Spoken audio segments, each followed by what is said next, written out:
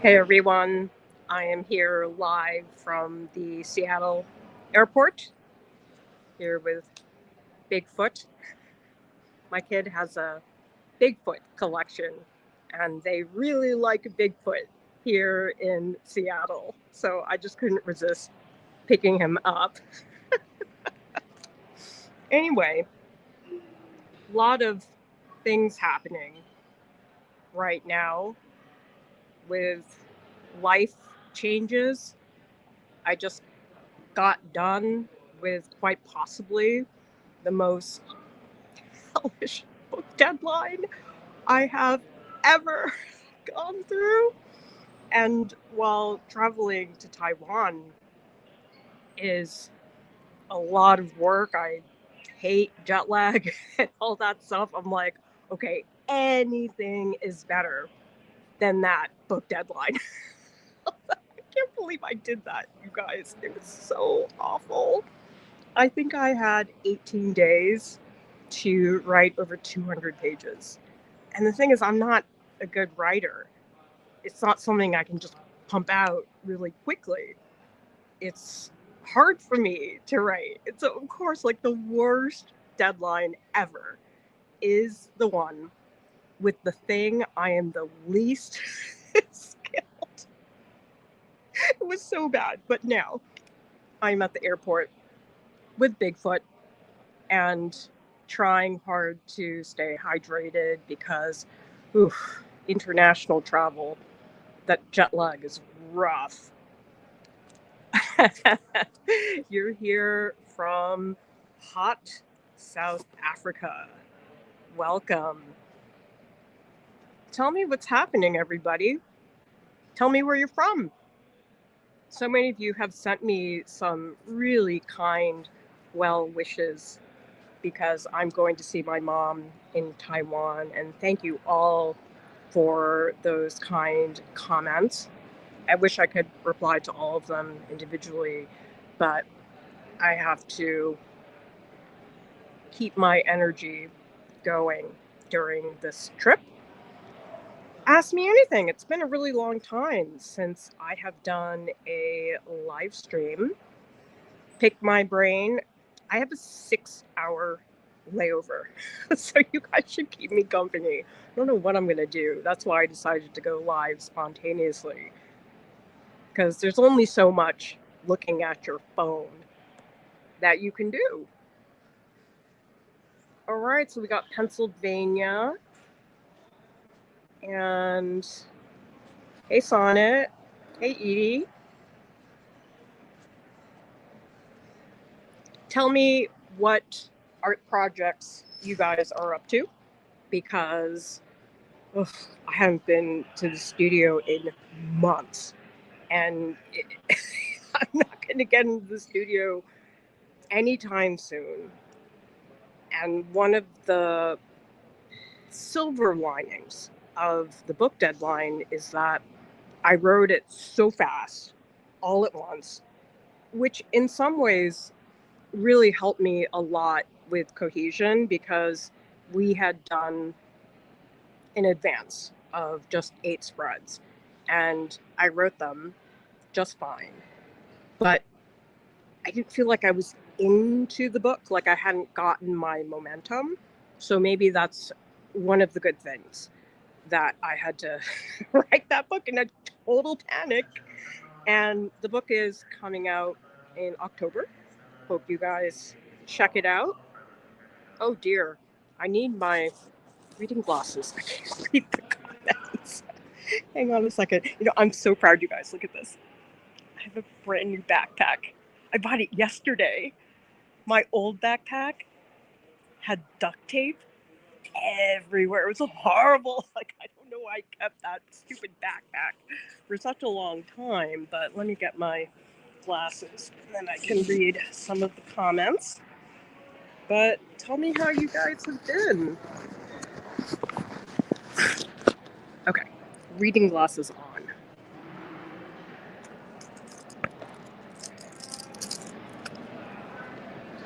Thank goodness I have quite a bit of experience with international travel, because it is rough sometimes.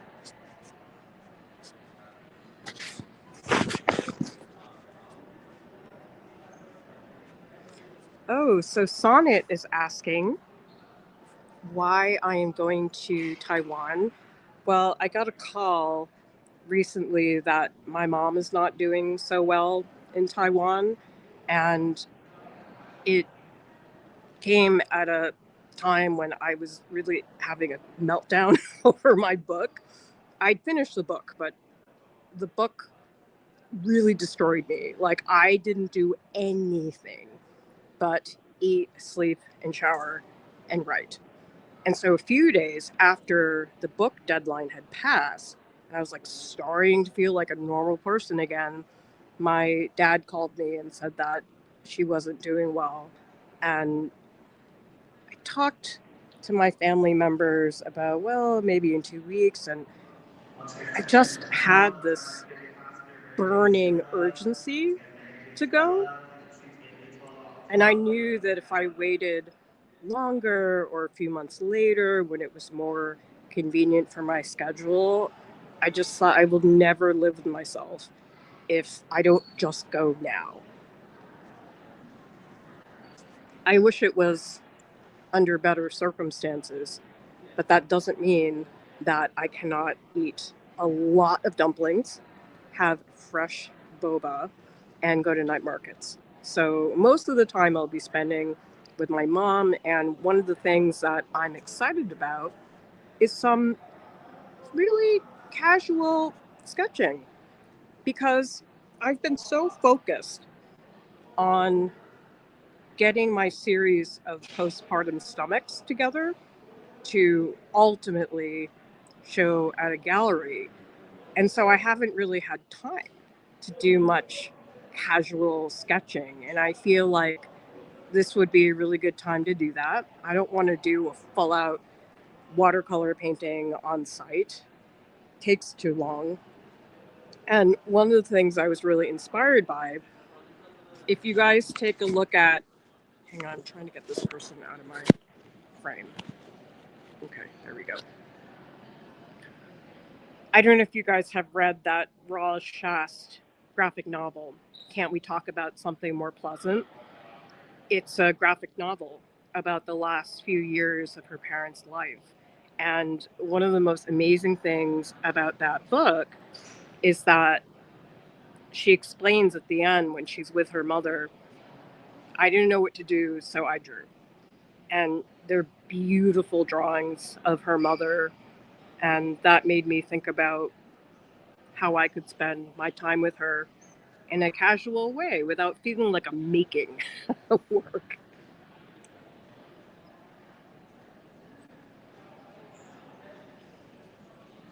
Hey, Ginny. Yes, I am writing a book, a bona fide publisher book. I got very lucky because the publisher reached out to me, which I guess proves that YouTube can bring all sorts of opportunities. Another thing that happened to me is I was on a Canadian TV show. It was a science show, and the show was about butts, like the science of butts. And so they brought me in to talk about the art history portion of butts. I was like, okay, I would never have had this opportunity if I had stayed in academia. So yeah, YouTube, really cool. Some of the things that just come out of the woodwork. I was never thinking that that was a goal of mine. Hello, Brian, here from Virginia. Sorry, the comments on mobile here are like really hard to read. Okay, I'll do the best I can, everybody. So anyway, I'm gonna be in Taiwan for about 10 days. And in art club, all of the voice calls the TAs have all covered for me. They've been so sweet and supportive, and I don't know what I would do with them.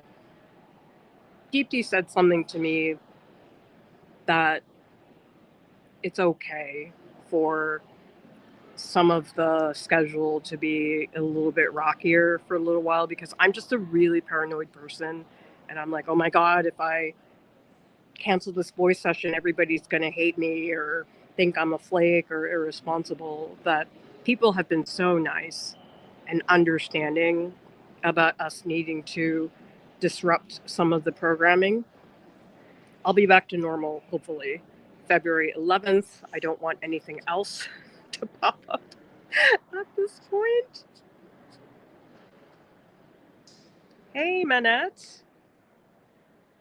Yeah, I haven't gotten to spend much time with my parents because they came to the US in the 70s, and me and my siblings, we all were born in the US. And then about 20 years ago, they decided to go back to Taiwan. And it is a really long ride. My mom really can't travel anymore. And so I'm just really looking forward to spending some time with her, because it hasn't really been something we've been able to do for a while. And I'm hoping at some point that my family will be able to go. It's just my kids have like school and stuff like that, and it's a little bit tricky with all of that. Aw, thanks, Sonnet. Really appreciate the support, everybody. Yes. Oh my God. You guys don't understand. I live in an Asian desert in Utah. I mean, it's a desert, but like there's nothing. It's like, it genuinely like upsets me that there's no good Asian food in Utah. Seriously, it's like one of the reasons why I go to the East Coast, because I'm like, I need to eat something. And so going to Taiwan is going to be a nice opportunity for me to do that.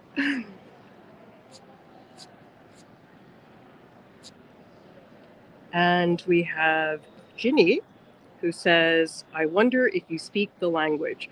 Well, here's the thing. My parents, growing up, they pretty much spoke Taiwanese at home. They didn't really speak Mandarin when we were at home. And they sent us to Chinese school, which I hated so much. And my Mandarin was never 100% there, just because I didn't hear it consistently at home. So I understand Taiwanese pretty well, almost fluently. And I know the important Mandarin words, like the food words.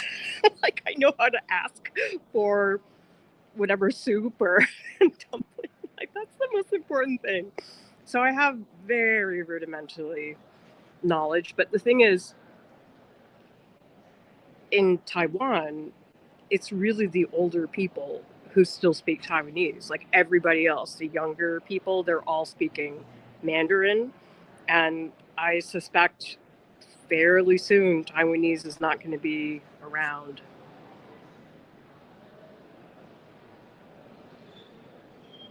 Oh, hey, Mushy. Yeah, I'm really glad to, because I think it's no secret that I am a total workaholic. I need it, honestly. I am one of those people, if I'm on vacation, within a day, I get really restless and it stresses me out to be on vacation. I know, I'm like such a weirdo, but I always have to be like doing things. And so if I am told to lie on the beach for 3 hours, I'm like, I need to do something.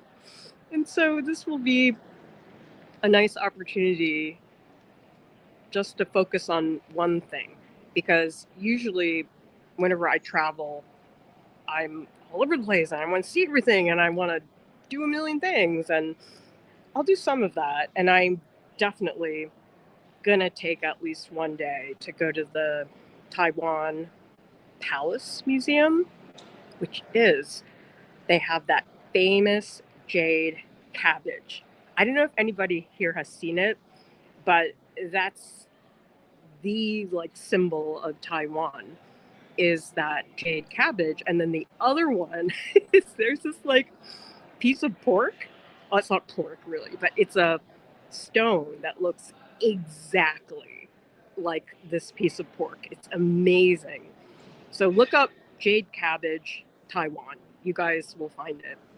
But it's so beautiful. It's tiny.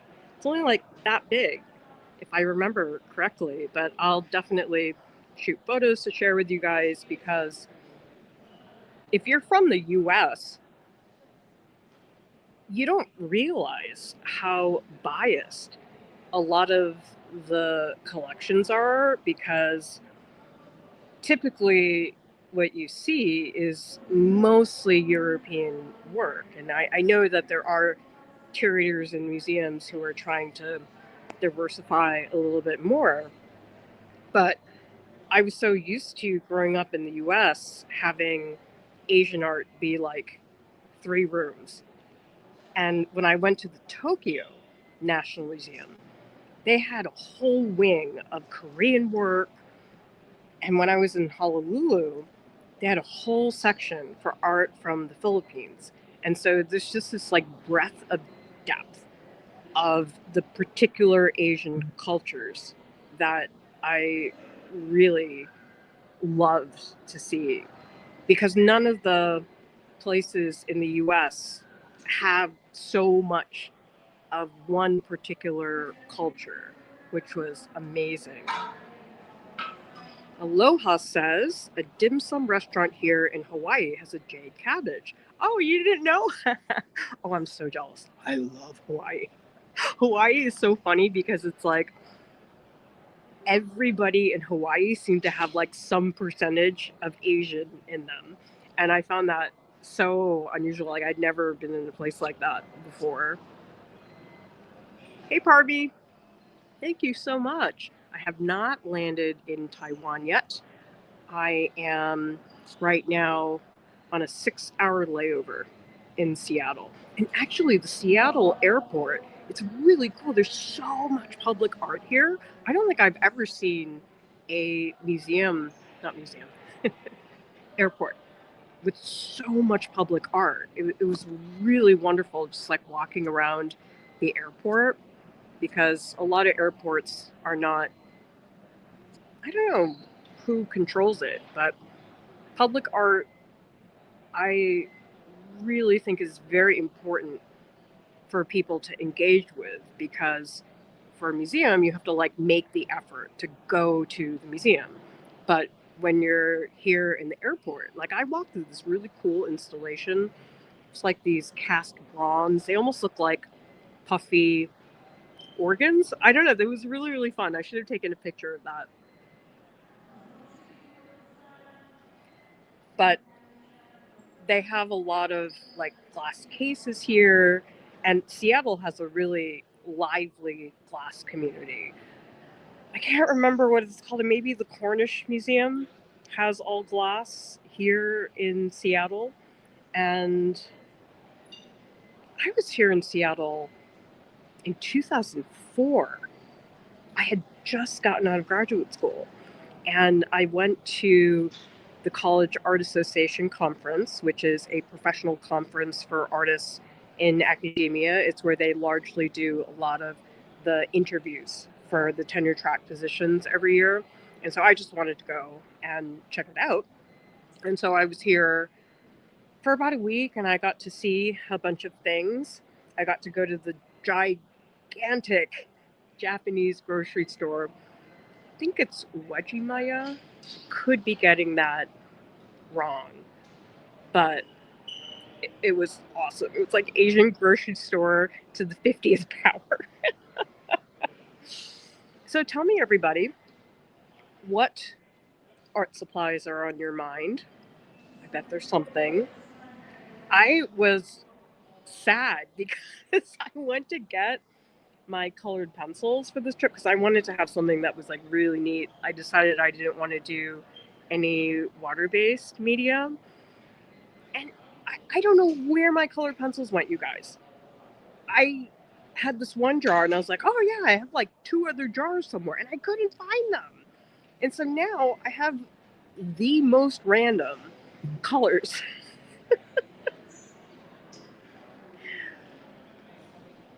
For colored pencil, whatever, you do what you have to do. And oh, actually, I did.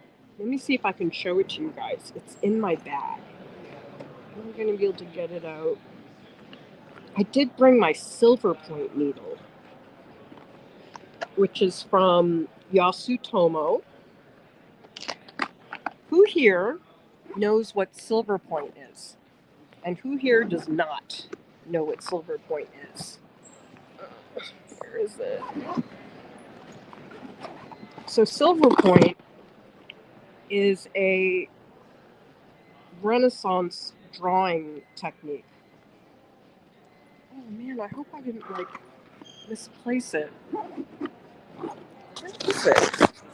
Let's see if we can find my silver point needle. I got this new backpack and I feel very disorganized because I had that old backpack for so long and now I don't know where. Oh, I found it, you guys. You want to see? Okay,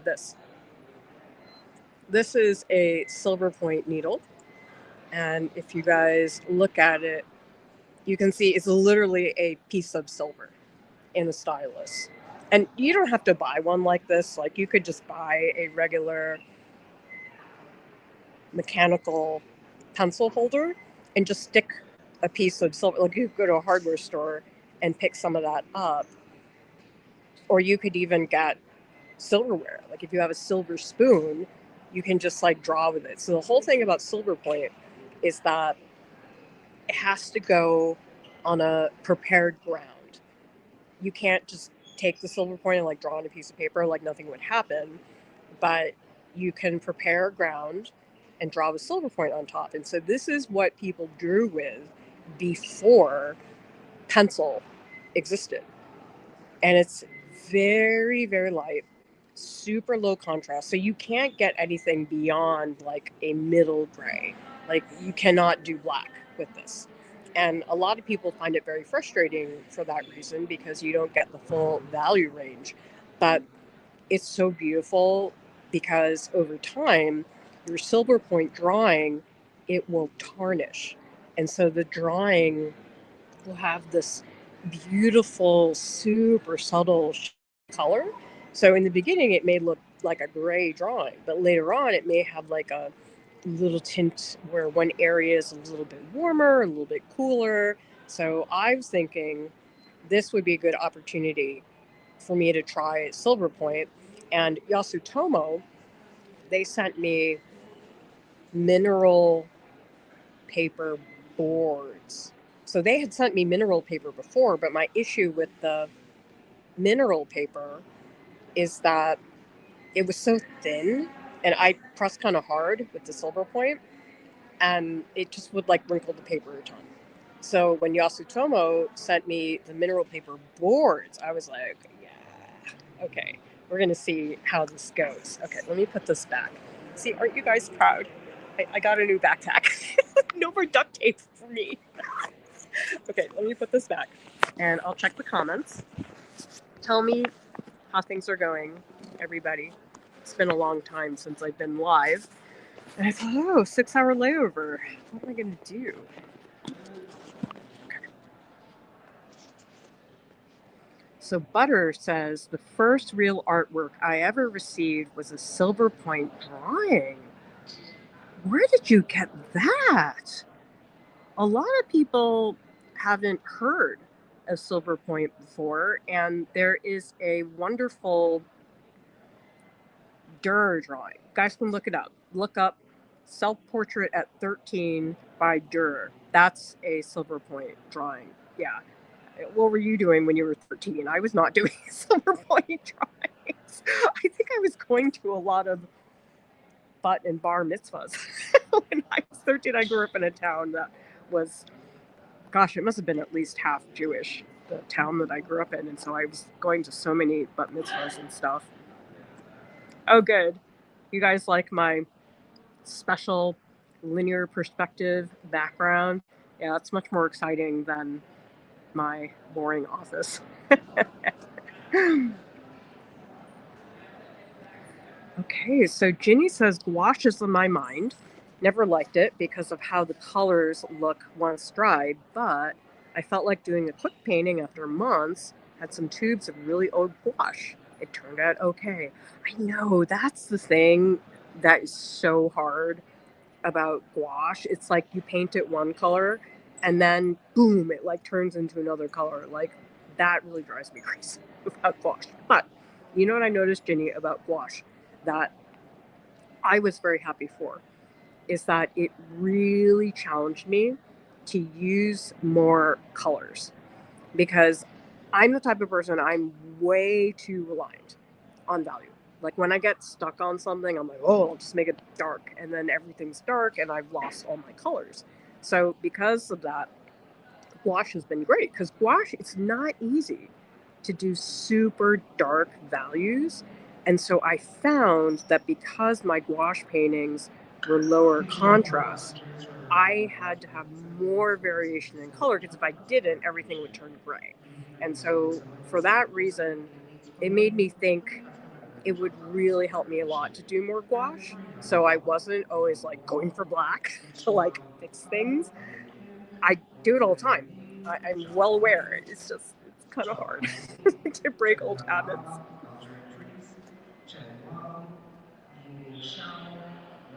So Manette says, by the way, can you guys hear me okay? I know there's some announcements in the back. Manette says my local art museum is doing a figure drawing class, but it's 3 hours once a week for 6 weeks, which seems like a big commitment to me. I think because my work schedule is exhausting and unpredictable. Oh, when your work is like that, it's so hard to commit to anything. Because when I used to teach elementary school art many years ago, I would come home and I was just an absolute vegetable. Like I could not function. It was the same way at RISD. Like I'd teach a 7.5 hour class and I would come home and that was it for me. Like I couldn't do anything else during the evenings that I had taught. But yeah, it's hard to make a commitment to something like that. And I feel like I would not myself be able to do something like that because I just have too many things going on. Stuff pops up, my kids need help and stuff like that. So yeah, tell me in the comments how many of you guys have done an art class that was at least 6 weeks in person or virtually. I'd love to hear about what that was like because I'm in Jay Klaus's business community and I really prefer the membership because I'm not enrolled in a class. I'm part of a community and he hosts voice calls in the community and they have events and stuff like that. And I prefer that because I feel like I have something stable, the membership, but then like within the membership, there's all these activities that you can do. And that's the exact same thing we do with Art Club, which is that we have the membership. Some people have been in Art Club for, 5 years. People have been working with us. And it's really nice to work with people long term because if you take a 6-week class, it's great to have that beginning. But I think the thing is, once that class ends, that's where the teaching with that person ends. And so in Jay Klaus's community and Art Club, I really liked continuity because after you take a class, there's always like some kind of follow-up. Like you were doing something and you want to know what to do next. And so I have found the membership model to be incredibly effective and also flexible at the same time because I haven't been in Jay Klaus's community for like a month and a half. I've just been too busy. But because I have annual membership over there, I don't feel like I have to stress about it. Because if I had a class and it was 6 weeks that I was going to enroll in, if I missed 2 weeks, I'd feel terrible. It's like, oh my God, I enrolled in this class. I missed 2 classes. I feel like that was such a waste. But in a membership, it's like you don't have to worry about that so much. And let's see, Brian says, Just got accepted in a plein air contest with my photography. It was an afterthought too. Wow! Yeah, I think you posted something about that in the Discord, Brian. Oh, that's such a great win. Doesn't that just feel good? By the way, if anybody has a win that they want to share, it doesn't even be art related. Maybe your win is you woke up today. I am at the point in my life where I just have like no standards. I'm like, I prepared a meal. It's a win. Oh, good. Thank you, Parvy. Glad to hear that the audio is okay. And Aloha says, thinking about exploring GAC 200 in my fluid artwork for an effect more like Paul Jenkins' artwork. Oh, I don't know Paul Jenkins. Is he a contemporary artist? But I think GAC 200 is the primer that you can use for silver point. I think. I always get the numbers mixed up. But I did shoot a silver point tutorial with Andrew Raftery, my former RISI professor. We shot it, I'm so behind, months and months ago. But he shows this recipe for how to make something called distemper. And it's a beautiful, it's almost like a clay surface. It's really nice, and you can tint it colors with watercolor and get all different kinds of tones. Yes, on it. Always some new media. It never ends. I still have encaustic on my mind. Who knows if I'll ever have time to do something like that. But that's the one material I'm really curious about. If you guys don't know what encaustic is, it's basically painting but with wax. Don't ask me to explain because I really would not be able to.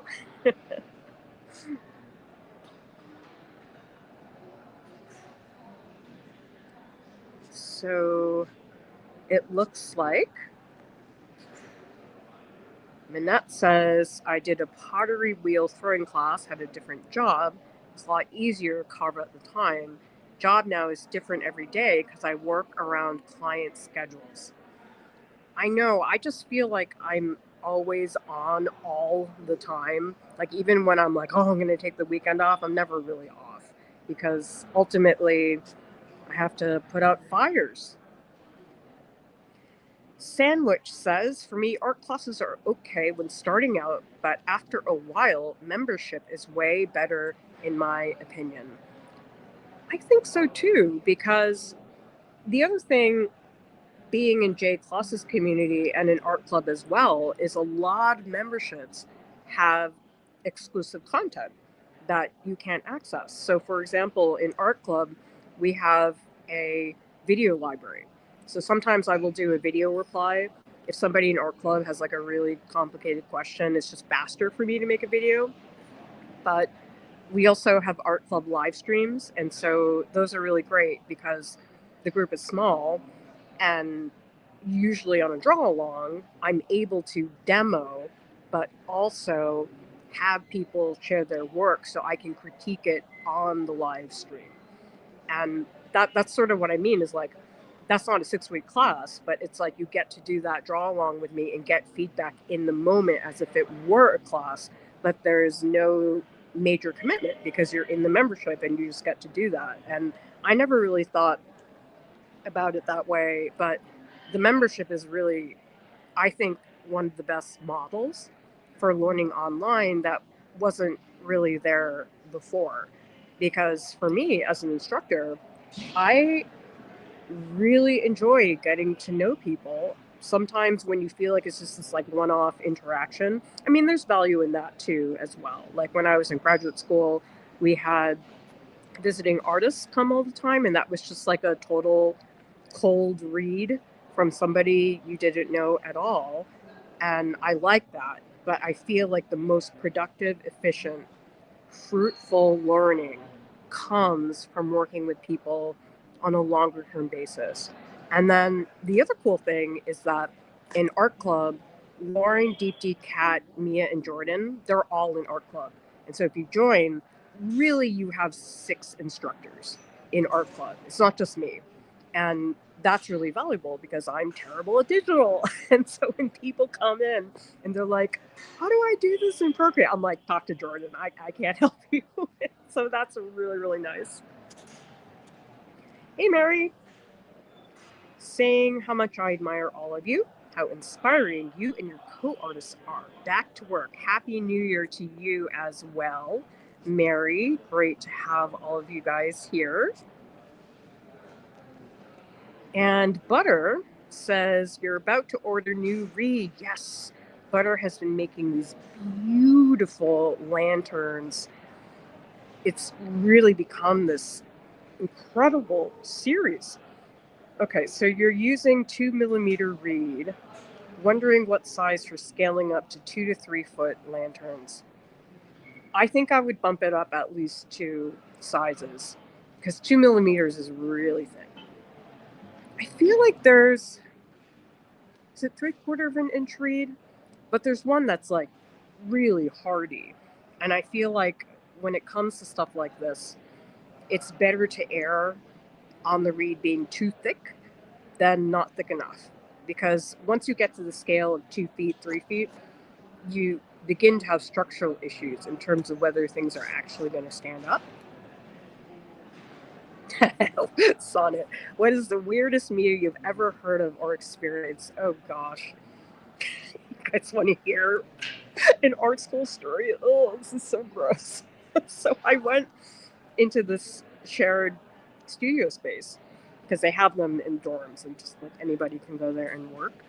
And this is so gross. I walked into the studio and I like smelled something, and this girl had picked up roadkill and was like slicing it to like make a puppet. I was like, oh my god, so many things wrong with this. I don't even know where to begin. So yeah, that was horrible. Something I wish I could have unseen or something. Hey, Kat. Thank you so much for the safe travel wishes. You guys are helping me so much. It's just been so much on my plate. The book is really what killed me. Like, now that that's over, I'm like, I'm good. I hate jet lag. I hate all the logistics that come with traveling, but it'll be worth it because I don't have like agenda on this trip. Usually on trips, I have a boom, boom, boom, we gotta go see all these things, and I want to do that. And so it would be nice to have a excuse to slow down because, in case you guys can't tell, I don't slow down very much. And so I'm hoping that maybe this is the break that I get that I typically do not. And I'm just spending more time just sitting around looking at things, looking for a Bigfoot doll for my kid. So me and my kid, my younger one, every time I go away for a trip, I always bring back a doll. And my kid has amassed a Bigfoot family. And so when I came here to Seattle, apparently they really like Bigfoot here. And there was this like huge like Bigfoot display. And I was like, oh my God, I need to get a whole bunch. Manette's asking, was she kind of trying to taxidermy it? I do feel like a shared space that wouldn't be a good idea. But if she knows what she's doing, I view taxidermy as a form of art. Oh yeah, like if people want to do taxidermy, that's fine. But just like in a public space, I was like, no, not cool. Because, yeah, that was not really what I expected when I walked into that public space. But so one of my favorite things is they just had this like huge display of Bigfoot. And I just was thinking about, all the industrial designers and how did they brainstorm all this merchandise. It just sounds really funny. All right, everybody. I think that's it. So happy to check in, and thank you all for your words of support, and you will see me again soon. Bye.